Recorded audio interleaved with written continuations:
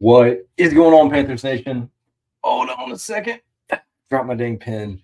How are y'all doing today? I am gearing up for another episode. So I was strongly debating on recording this as its own episode because that's what I do when I create content. But I said, you know what? We're going to go live tonight and also apologize if the microphone doesn't sound as good because I don't have my AirPods, don't have the actual mic hooked up. So just going off the MacBook audio, which I know is not the greatest, but here we are, folks. This is your official, well, I'll call it semi-official free agency preview because I feel like over the last day or two, I've done just about everything that I can do to get you prepared for free agency. However, two things happened today. The most significant one is the news about Bradley Bozeman. Great guy. His wife is also awesome. They've done so many things for the city of Charlotte and the community. Hate to see them go. It makes sense in a way just because Bozeman doesn't fit. He doesn't fit the scheme that we're going to run. So I get it. It's a tough situation because we're not really saving money. You're cutting him, and it's not like we're getting significant cap savings in return. But I think what we're starting to understand is this is a rebuild. And I don't know if we're ever going to get, I can't wait till we get to talk to the coaches, maybe talk to Dan again and ask them, do you consider this a rebuild? I know their response is likely going to say, no, this is not a rebuild. But I think as fans, we can safely assume that we are entering a rebuild mode. One person as well that was not a casualty, at least yet, is Ian Thomas. Ian Thomas continues to hang around here in the Carolinas. Another year, another pay cut. I mean, the dedication is there. We have always thought that maybe this year he's going to break through. Maybe this year he's going to break through. And it just hasn't happened. Just hasn't happened. But at least right now he is here. I would not be surprised if he gets cut at some point, considering the cap hit that he's going to take. Now, a lot of things like, go back and look at my notes from a few days ago when I recorded. We all talked about Hayden Hurst, Jackson. Where's my, I guess those are the big ones. Anyways, talking about all the guys that are coming through here are going to be cut, at least what we expect to have happen before the March 16th roster bonus date. A few things to call out, and this is something last year. Again, I've been doing the podcast for over a year now, so you learn and you learn and you learn, and you want to share that knowledge with fans. Last year, I could have cared less about the post one designation cut. I saw people talking about it. I was like, what the heck is that? Why do I care? So when you look at some of the cuts that we're going to make, what we will be interested to see is who gets designated as a post June 1st cut. The significance of that is if you go out to Sports Track or Over the Cap, you'll see there's a post 6-1 and a pre 6-1 cut. The impacts of those cuts directly affect the salary cap. And in most situations, you save a little bit more money with a post 6-1 designation. However, you can only designate 2 players for a post 6-1 cut. Now, the player doesn't remain with the roster. I did joke, I think in the previous video, if you watched, like, do they get to hang around? Do they have to wait? No, they move on. It's really like an accounting thing. I'm not an accountant, but it's just how the transaction occurs. And it has to do strictly with their bonus money. So it's how the bonus money is applied and how it affects the cap space. So there's really not any significant difference in Bozeman's deal. But where you would like to see this is maybe if Dante Jackson is cut and released, that could be a post 6-1 designation because there is a pretty big chunk that you could get back in return for cutting him post 1 or designating it. So that'll be what I'm out here watching. Now, I'm just like y'all. I have no idea what the Panthers are about to do in free agency. I am just as curious as you are. I'm ready to get this week over with because that's really it, folks. It's about a week. I went back. If you go back and look at last year, most of these transactions occur within the first week, and then you'll have some stragglers, some additional signings that'll come in April heading into the draft. And that's your roster. So this is it, folks. This is like the fastest week that'll happen in the NFL. But now, before we can officially start talking about free agency and start talking about free agency coming up next year, we have got to talk about last year's free agent class. And my gosh, is it bad? And does it look even worse now than what it did before? Let me share and we're going to talk about it. So I posted this last night. I know it kind of got lost. Probably got lost in Twitter world, but oh my gosh, this free agency class paired with the draft class that we had may go down as one of the worst in franchise history. Now, I'm only been doing this for a year, so I think I am exaggerating, and it is a bit of a hyperbole for me to say that. But just from afar, getting into the weeds with this, I'm like, this free agency class, absolutely terrible.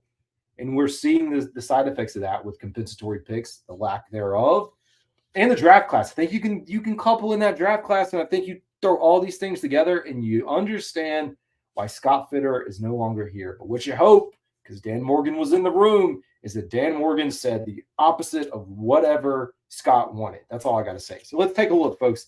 Like I said, I'm not going to get into the weeds of things, the reserve and future contracts that happened last year. Also, shout out to our boy JJ Jansen. He did get his contract. Same thing happened last year. It happened a little bit later this year. Let's take a look. So March 13th, again, kicked off last year, free agency. We are entering the legal tampering period tomorrow, that 2-day window. Sam Franklin, I'd say Sam Franklin overall has been okay. Really good special teams guy, so I'm not going to knock that. Bradley Bozeman, here's the thing that if you look at this entire offensive line, 2 years ago, at the end of the season when Wilkes was here, right before we hired Reich. So I guess technically not 2 years, but everyone coming into the season after Bozeman gets locked up was touting the fact that we had our offensive line secure for the next 2 years. Our starting offensive line across the board was set. It was set, and we were so excited and happy. And then you come and you just see this thing crumble and fall apart. And Bradley Bozeman just did not work out. And again, wish him and his family the best. They're fantastic people. The corresponding move to make this happen was cutting Pat Elflein last year. And I'm going to go into this. I've got another slide that breaks this down a little bit better in a second. I just wanted to talk through the acquisitions. We know about Hayden Hurst. Hayden Hurst out the door. Deshaun Williams, Shai Tuttle, backup Andy Dalton, Von Bell, Justin McCray, Adam Thielen, Miles Sanders, DJ Chark. Those are your core signings. And like I said, March 13th kicked it off. And within that first week, 1, 2, 3, 4, 5, 6, 7, 8, 9, around 8 or 9 transactions, almost half of the transactions occur within the first week. Then the stragglers start to come in. So you have some guys, some second, third, I don't even know, maybe fourth tier guys that are still sitting out there that haven't found a spot, still trying to negotiate the best offer for them. Can I get my $5 million? Can I get my $7 million? Can I get a 2-year contract, a 1-year contract? So we saw those coming in. DJ Chark was the first one. Kamu Grugier-Hill, John Pennicini, Eric Rowe, and Damiere Byrd.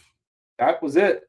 I was for your free agent class, and I know things happened later, and I'm not getting into training camp and things that happened in June, July. Like, I'm not really focusing on that. I'm focused on really like the free agency period that we think about as fans. Draft class, yeah, not a lot to talk about there with Jamie Robinson, Chandler Zavala, DJ Johnson, Mingo, and Bryce Young. And then you see the slew of undrafted players that were signed over the course of this time as well. So I'm going to pivot. I put this together in a very basic Google Doc that I'm going to use to share, just to show you the impact or the lack thereof with this free agency class from last year. All right, so let me try to zoom in here. And I've got this broken up into tiers. It's not great, folks. So going back and looking at that list, I guess we'll start at the top. Looking at your free agents, these are guys that, and I get it, like not every person we sign is going to have like a 2 or 3 year contract. You're going to have veterans. You're going to have experimental guys like Chark or Franklin, Justin McCray, Kamu. guys that like, hey, yeah, I don't really know who you are, what you can offer, prove it to me. I mean, look at Baker Mayfield, and he just got a huge contract. But you have DJ Chark, who's now a free agent, Sam Franklin, Justin McCray, and Kamu. Now, oh gosh, sorry, Bradley. Doing this live, man, and bumping Bradley Bozeman. So I'd say likely gone, and that's only, we know the reports that these guys are going to be cut, but I like to say likely gone until it officially happens because you never know. These things are weird. Hayden Hurst, I've talked about, again, just disappointing. I was excited for him coming from Joe Burrow, Cincinnati, over to here. He's going to be the Bryce Young check down, the Bryce Young security blanket, veteran tight end, first touchdown for Young, like I said, and just didn't work out, man. Just didn't work out. I know the injury kind of set him back quite a bit, but just didn't happen. And now you throw Bradley Bozeman in here, and to be honest, like I felt, like I said, I felt like Bradley Bozeman was a good hire. Not a good hire because he's not a coach. A good acquisition. It made sense to bring him back because you had sustainability on the offensive line. You had the offensive line locked up for 2 years. You had success running the ball. And again, that was under Wilkes in the power run. So things changed and you had Foreman, yada, yada. But it was a good signing and just didn't pan out. But now you start to add these things up and you look at this list. We can talk about the guys that were cut in season or technically some of them in the preseason or, as we got down to 53. John Pennicini, Eric Rowe, I know, who bounced around on the practice squad. And Damiere Byrd was just unfortunate because Damiere Byrd got hurt, if you remember that. And so he got hurt and was out. Right now I have this bucket is as far as safe, but if you look at the guys that are still here, at least today, I think 4 of these guys, well, I mean, technically most of these guys probably going to be around next year, although you never know. But you got Deshaun Williams, Shy Tuttle. One of your key free agent signings is a backup quarterback in Andy Dalton. Von Bell, Adam Thielen, and Miles Sanders, who is being paid running back 1 money, but is your running back number 2 on the depth chart. It's not great, is it, folks? That's your class. That is your 2023 free agency class. And I got to tell you, I got to be honest. I got to look myself in the mirror right now because, well, I'll give myself a little bit of break because I was a brand new Panthers podcaster that was trying to do this, content creator, and I was very high on all these signings.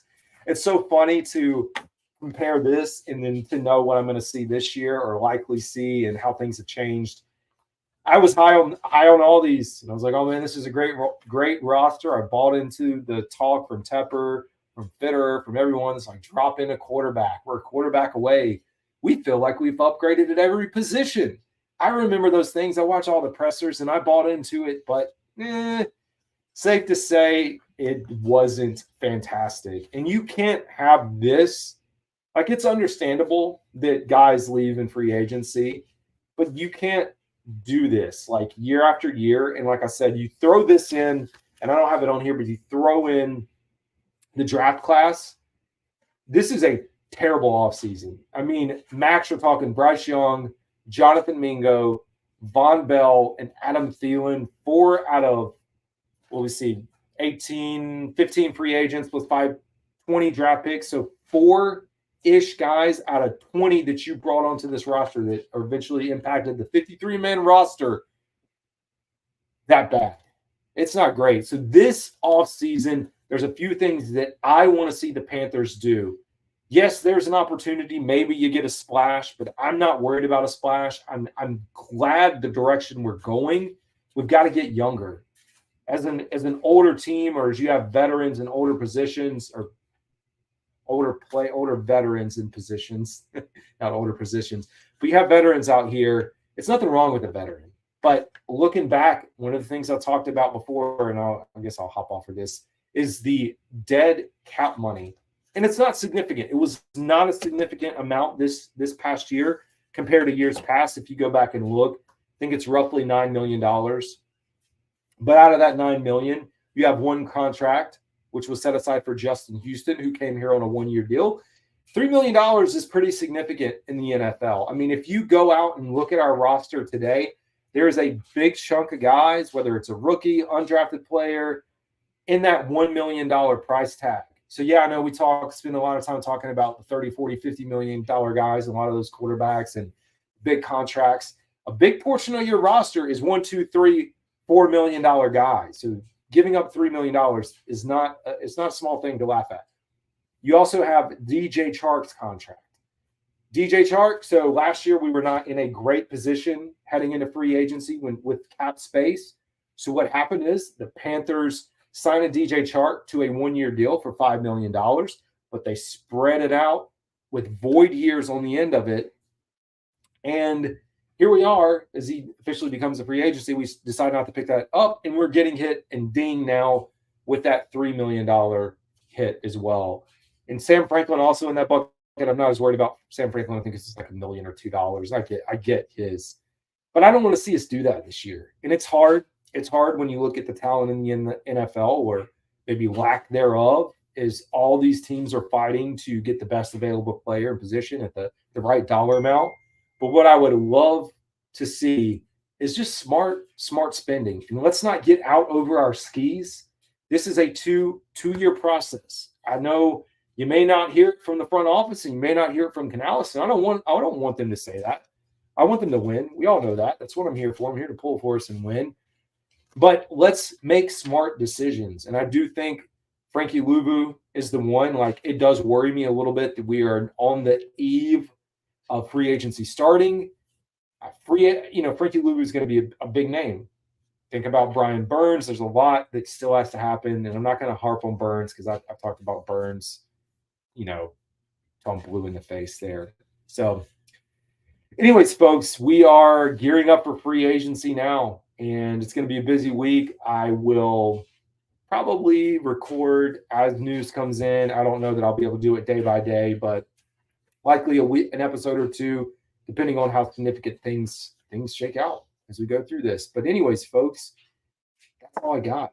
So I hope y'all have a great evening. Get ready for your Mondays. If you have work, all that, school. Hey, I appreciate that, Rock Jones. Let me try to do this. Great content with detailed charted analysis. I appreciate that, man. Keep pounding. Always. Hey, that's the thing, man. We're not going to get down. We're not going to get down on how things are. It's always keep pounding. If you're a Panthers fan, it's going to get better. It's going to get better. We are the worst of the worst. The only way to go is up, and it's going to happen. We're going to get back to where we know this team can be and where the fan base wants it to be, and things are going to be okay. So I appreciate that. Y'all have a good one. I will catch y'all later.